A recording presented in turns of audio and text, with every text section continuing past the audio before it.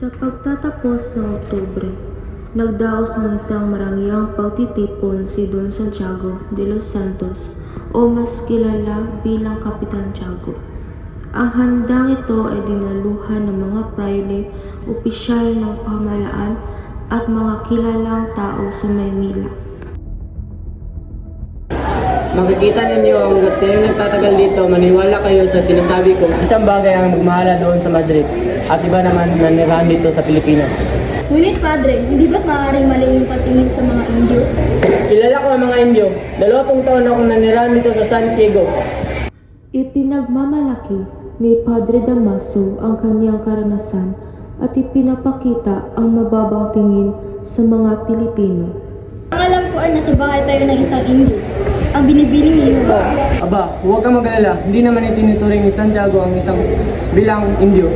Isa pa, hindi naman natin siya kaharap. Padre, hindi maaari pamakin ang kapangyarihan ng Kapitan General. Walang ibang hari kundi ang tunay na hari ng langit. Mga Ginoo, huwag natin sirain ang kasiyahan ng pagtitipon. Ang isang marangal na Ginoo ay tinatapon at pinahukay dahil lamang siya ay hindi nangungigisan. Yan ay hindi makatarungan. Unti-unting bumalik ang kasiyahan sa bulwagan. Hindi nagtagal, 2 lalaki ang pumasok sa bulwagan.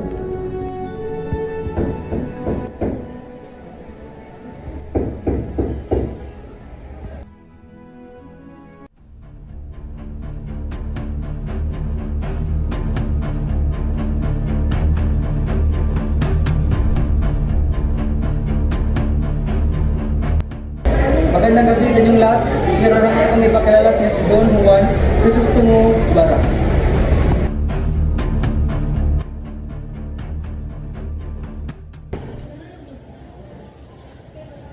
Padre Damaso, ang matalik na kaibigan ng aking ama. Hindi ka nagkakamali, subalit kailanman hindi ako naging kaibigan ng iyong ama. O manhin ko, ako po yata ay nagkamali.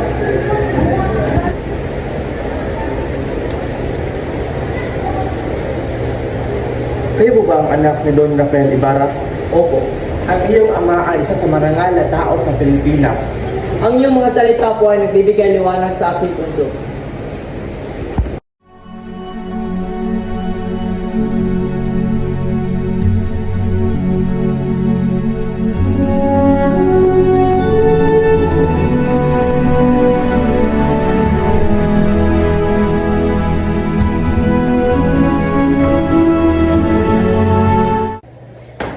Kakainis!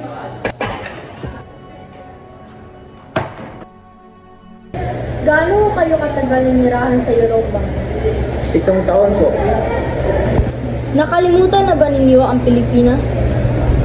Hindi po, ngunit marahil ako ang nalimutan ng aking bayan. Don Santiago, hindi ba kayo magkikisalo? Huwag. Ang apo lang ito ay para sa mahal na birin at sa inyong pagbabalik. Ako po ay magpapaalam na para sa kabutihan ng Espanya at Pilipinas. Darating si Maria Clara. Babalik po ako bukas.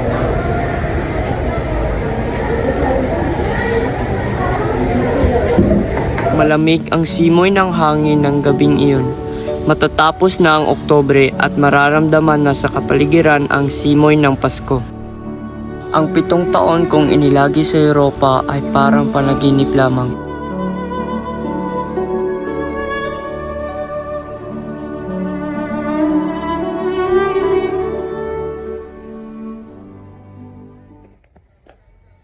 Binata, mag-ingat sana kayo. Natutunawa kayo sa karasan ng inyong ama. Masasabi niyo ba sa akin ang kanyang naging kapalaran? Iyong ama ay namatay sa bilangguan. Katulad ng alam ninyo, ang inyong ama ang pinakamayaman sa inyong lalawigan. Pinaratangan siyang erehe at filibustero. dumating ako sa bilangguan at inabot kong siya ay naghihingalo na. Ginoo, malalaman mo pa ang ibang pangyayari kapag nagkausap tayo ni Kapitan Tiago bukas.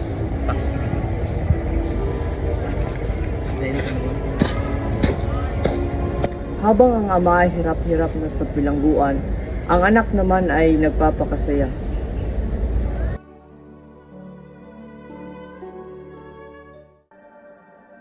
Pandak, ngayong manggi, bilugan ng mukha at mataba. Iyan si Kapitan Tiago. Kasunduan niya ang Diyos, ang pamalaan, at walang taong gagaling.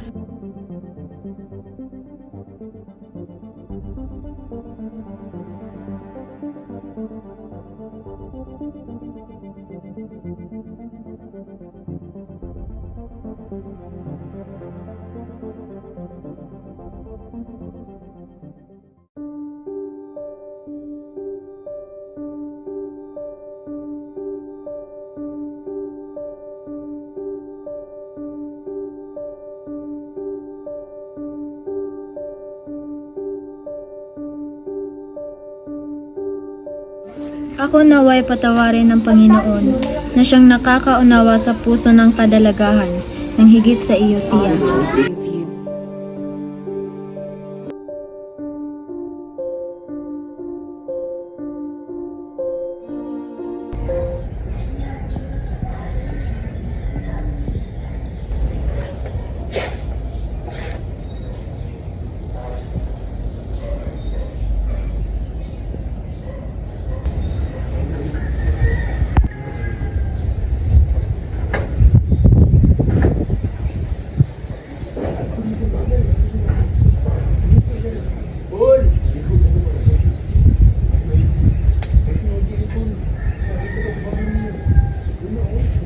Sa palagay ko, Maria, tama ang mga gamot.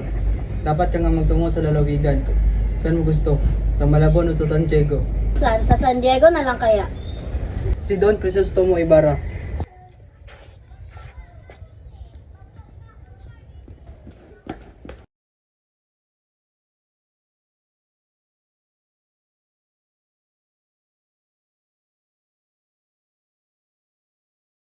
Loko kang bata ka? Anong nangyari sa iyo? Wala po, Tiya. Halika na at mag-ayos ka na habang nakikipag-usap pa siya sa iyo, mama.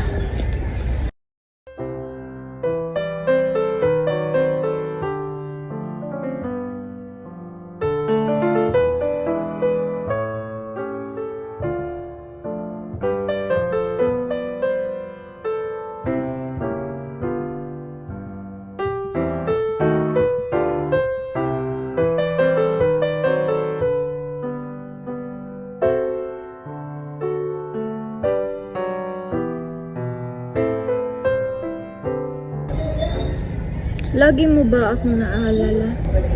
Maaari ba kitang malimot? Maaari ko bang malimutan ang sumpa ko sa iyo? Paano kita malimot? Madalas ko lang marinig ang tamis ng iyong tinig. Ikaw ay palaging nasa aking isip. Ang mga daon ng iyong sambog. Che, bawal humipo at ito ay isang sulat ng namamaalam. Bukas ay araw ng mga patay. Dapat akong tumungo sa aking bayan. Lumakad siya na at di kita titigilan.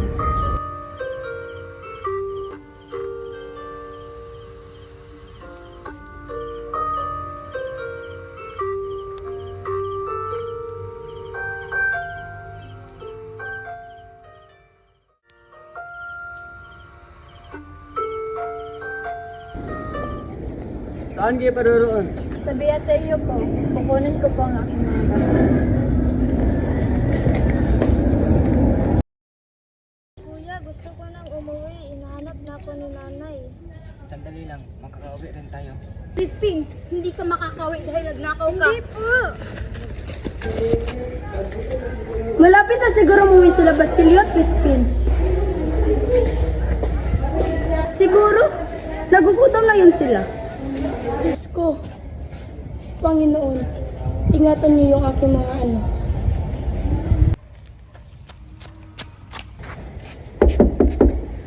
Basilio! Ano Huwag kayo. Nanay, naiwan po si Crispin sa kumbento.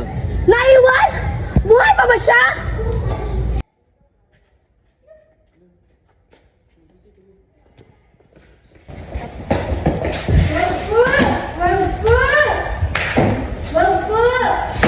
Opo, pero pinagbintangan po siya. Tumugas po ako. Anak ko, bakit kayo pinapahirapan? Magandang araw po, Padre. Patuloy kayo. Pinag-uusapan namin ang paaralan ipinatayo ni Ipara. Paaralan? Kahit sinong mangmang, kayo magpatayo niyan.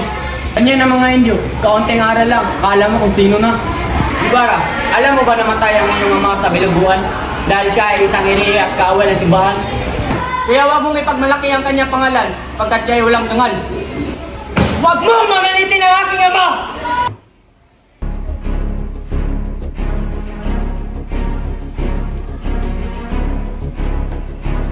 Siya ay mabuting tao.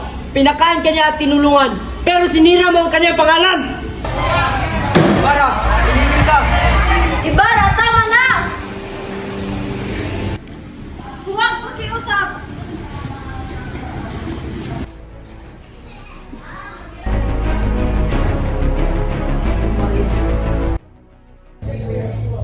Ginoong Ibarra, nakarito sa ako upang magbigay babala. Ano yon, Elias? Kaaway po kayo. Hindi lahat ay natutuwa sa inyong mga balak.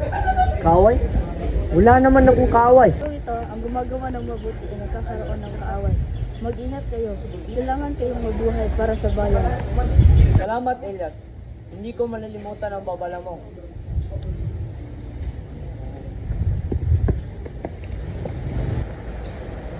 Ikaw ba si Ibarra? Natutuwa ako sa proyekto ng paaralan. Maraming salamat po. Ngunit, General, siya ay isang ekskumulgado. Hindi mahalaga yung hanggat ako ang mamumuno walang gagalaw sa kanya. Para ipagpatuloy mo mabuti mong layunin. Ang bayan ay nangailangan katulad mo. Salamat po. Hindi, oh. Hindi ba? Malam ka! Huwag kumala ka! Aray ko! Huwag kumala ka! Kamala ka! Kanili siya at kamutin! Ihatid siya bukas sa bahay ni Ibarra.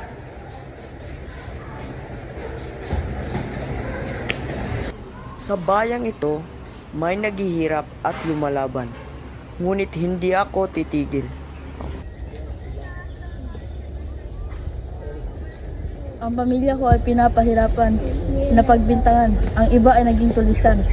Ang iba ay namamatay sa kahihiyan. Gusto kong tumulong, pero sa tamang paraan. Kung walang laban, walang kalayaan. Pag-aalsa ngayong gabi, sasalakay ng kortel. Huhulin ko sila! Handa ka, ngunit palihim lamang.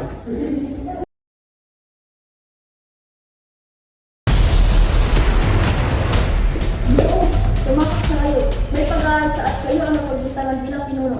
Ako! May nagbayad sa kanila at ang pangalan mo ang ginamit. Iligtas ninyo ang sarili ninyo para sa bayan. Maghahanda tayo ng pista. Dahil ikakasalan si Maria Calinares. Talaga po? Tama. Mabuti at makapangyarihan ang mapapang asawa niya. Opo. Si Ibarra ay ipapatapon na lamang. Wala talagang matibay na ebidensya laban sa kanya. Kaya, ihatid din niyo ako sa akin sabi. Ina, ano ang gagawin ko? Ibarra?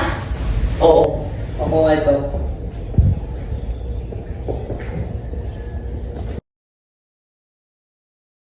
Ako ay tumakas. At huling beses na ito na magkikita tayo. Naparito ako upang sabihin ko sa iyo na pinapatawad na kita. Maging masaya ka nawa at paalam. Hindi. Mahal ka. Pinilit lang kong iwan ka para sa dangal ng aking pamilya. Pero ngunit hindi ko kailanman malilimot ang mga sumpa ko sa iyo. Isa kang Angel Maria. Masaya akong naniniwala ka sa akin. Tumakas ka kay Bara. Mabuhay ka! Sa araw na iyon, naghiwalay ang dalawang pusong nagmamahalan. Pag-ibig o tungkulin. Alin ang pipili?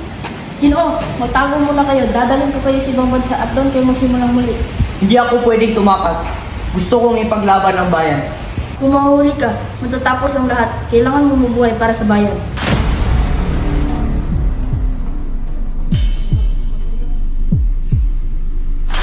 Punyeta! May nakatakas! San? Tara, uli natin! Tara!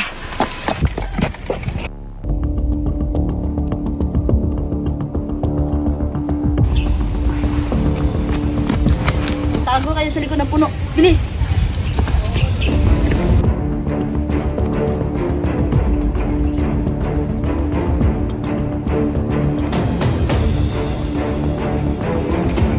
May nakita ka ba? Punyeta, wala nga eh. Pag nakita nila tayo, ako ang tatakbo. Ililigaw ko sila. Huwag. Sabay tayong tatakas. Kayo ang may pag-asa. Kayo ang kailangan ng bayan. Magkita tayo kung ako'y mabubuhay pa.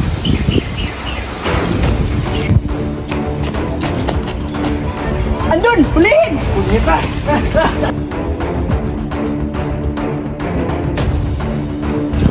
Salamat, Elias. Hindi ko sasayangin ang sakripisyo mo.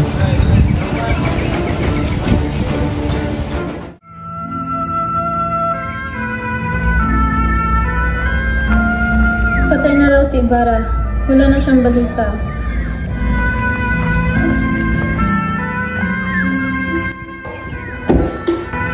Anak, bakit ka umiiyak? Patay na siya. Wala na akong dahilan para mabuhay. Inama, ipatigil ninyo ang kasal. Ayaw ko kay Linares. Ginawa ko yun para sa kinabukasan mo. Kung patay na si Ibarra, gusto ko na lang magmungha. Huwag! Mas mahirap ang buhay sa kumbento. Kumbento o kamatayan. Sige, kung iyan ang gusto mo, papayag ako. Salamat naman.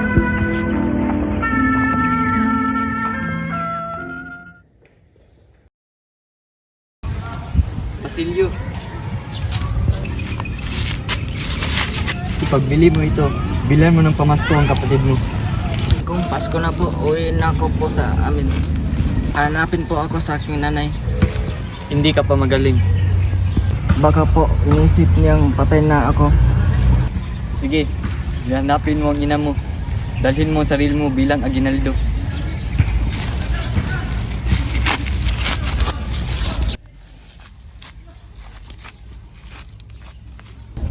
Nakakalungkot ang Pasko ngayon. Oo nga. May alam ka ba kung kailan ikakasal si Maria Clara? Ewan ko, nakatanggap ako ng sulat tungkol sa kanya, ngunit hindi ko binuksan dahil sa takot ng aking mabatid. Nakakaawan naman si Maria. At si Ivana. Si Sisa ba yun?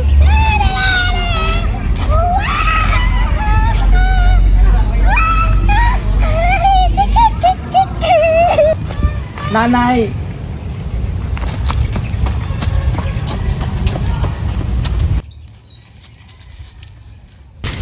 Nanay, ako po to si Basilio. Basilio! Anak ko! Nanay! Nanay! Nanay! Huwag po! Nanay! Huwag po! Anak ka ba? Opo, ililin ko na po siya. Tutulungan kita, pero mamatay na rin ako. Sunugin mo kami, tapos mag-aral ka para sa bayan. Batiin mo ang bukang liwayway para sa Pilipinas.